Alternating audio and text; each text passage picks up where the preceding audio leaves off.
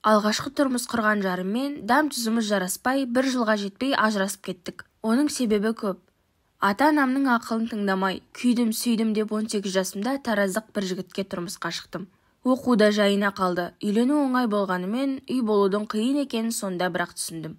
Арадағы махаббат қалай тез тұтанса, солай тез сөніп, ақыры ажырасып тындық. Ішімде кеткен бала ажырасып кеткен соң дүниеге келді. Қазір оның жасы 2-де. Бірақ айтқалы отырғаным ол жайлы емес. Алғашқы жарыммен ажырасқан соң Алматы облысында тұратын ата-анамның қолына келіп тұрдым.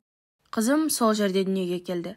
Қызым жасқа толған соң анама қалдырып Алматы қаласына келіп жұмысқа орналастым. Жұмысым өзіме ұнайды. Алғашында жұмыс істейтін қыздармен бірге пәтер жалдап тұрдым. Артылған азын-аулақ ақшаны ауылға ата-анама жіберіп отырамын.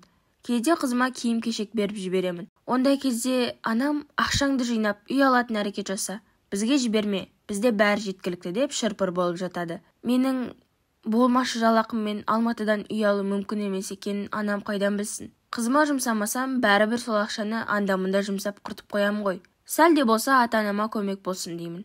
Жұмысқа тұрған соң бірге қызмет істейтін Алмат деген жігітпен танысып, жақын араласа бастадым. Ол менен 8 жас үлкен. Ол да Алматы облысынан. Үйленіп, ажырасқанына 3 жыл болыпты. Айтуынша араларында перзент болмаған. Менің де бұрын тұрмыста болғанымды біледі. Бірақ қызым бар екенін білмейді. Ол жайлы өзі сұрамаған соң мен де айтқам жоқ. Достасып жүргенімізге 1 жылдай болды.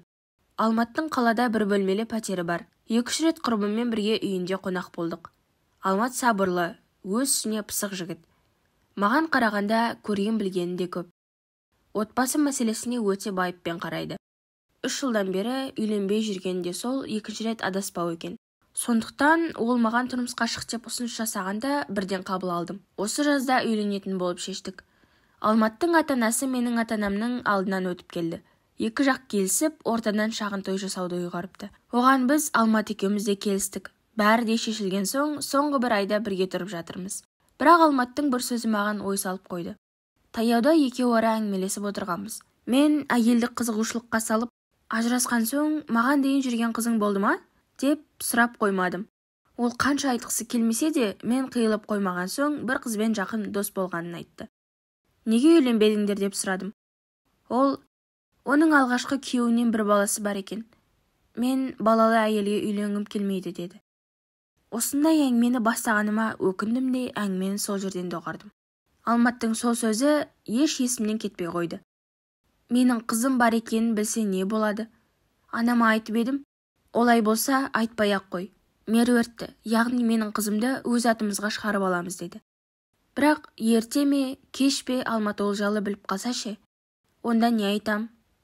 Жоқ әлде бар шындықты қазір айтқаным дұрыс па? Бірақ қызым бар екенін естіген соң үйленуден бас тартса ше? Ата-аналарымыз да дос-дұшпанға таба болмай ма? Алматпен бірге тұруға да асығыстық жасаған сияқтымын. Бірақ енді бәрі де кеш. Болған іс болып, бояуы сіңді. Енді қалған уақытта дұрыс бір шешімге келу керек. Шынымды айтсам, Алматтан ажырағым жоқ.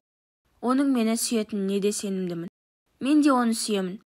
Сүйген адам кешірімді деуші еді ғой. Бәлкім кейін біліп жатса, кешірер деген үмітім де жоқ емес. Қазір жатсам-тұрсам 1000 сауал мазалайды. Кеше әңгіменің ұшын шығарып, неліктен баласы бар келіншекке үйленбедің дедім. Ол, өз балаң болса, ұрсаң да білінбейді. Ал өзгенің баласын ұрссаң, оның анасына ауыр тиеді. Ал ана бала үшін бәріне барады. Ертең сол себеп болып, тағы ажырасуды қаламаймын деді. Әңгімені одан ары өрбіте түсіп, егер сол ғана себеп болса, онда ол қыз баласын ата-анасына қалдырмады ма? Дедім. Сәл үнсіздіктен кейін Алмат, ол баласын ата-анасына қалдырғанмен жүрегінен шығарып тастай алмайды. Менің әйелім тек менің балаларымды ғана ойланып, соларды тәрбиелеп жеткізу керек деді де, қатаң үнмен осымен бұл әңгімеге қайта оралмайық деді. Сол әңгімеден соң болашаққа деген үміттен гөрі күдігім арта түсті. Демек, менің қызымды ата-анама қалдырсам деген ойымнан түк шықпайтын сияқты. Енді не істемек екем? Бәрін ашып айтайын ба?